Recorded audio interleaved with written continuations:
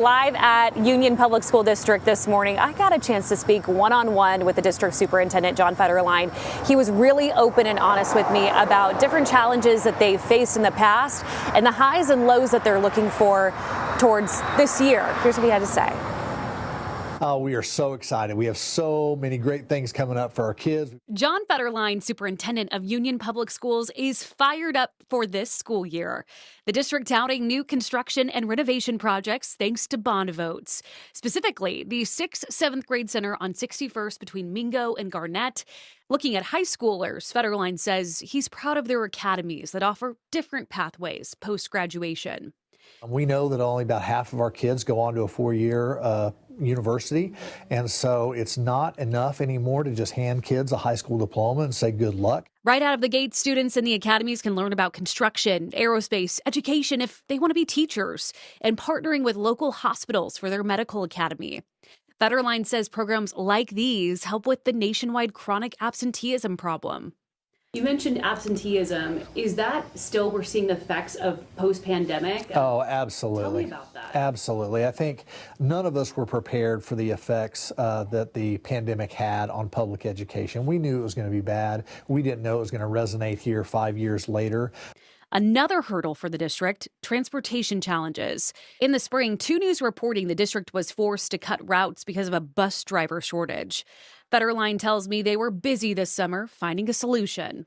We're looking at our routes. We're looking at how many kids are on each bus. We're looking at our number of stops. We're looking at the timing of the stops in between school buildings in the morning and the afternoon to make sure that we're running our transportation department as efficiently as possible. There are a few new stops and a few new routes for parents. The new routes are posted on the district's website. But beyond the bus, I asked Federline point blank about Oklahoma's need to improve education. I want to talk about the elephant in the room. Sure. The Wallet Hubs today that came out with Oklahoma 50th in the nation for education.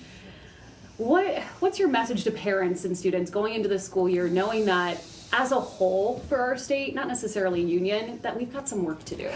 Absolutely. My message to parents would be that public education in Oklahoma doesn't need reform, it needs assistance. We need more operational dollars. There are states out there that have turned around their poor educational outcomes. Mississippi is a great example, and it happened because all of the adults, the legislators, the educators, the state superintendent, they are all working hand in hand to have better outcomes for kids. Oklahoma can do this. Social studies standards. Sure. What are your thoughts on that? I will say to our teachers exactly what I said last year. We have a tremendous amount of trust in them to teach the standards in an appropriate manner to our students. Grade level appropriateness, what is appropriate for each child's learning level. I disagree with many of the new standards. I'm a former social studies teacher myself, and I see some of these that are, to me, they're far too political. It's my feeling that schools should be a place that are as free of politics as possible. We are here to raise up high-achieving kids. We're not here to make sure they're a Republican or they're a Democrat or they have certain political beliefs.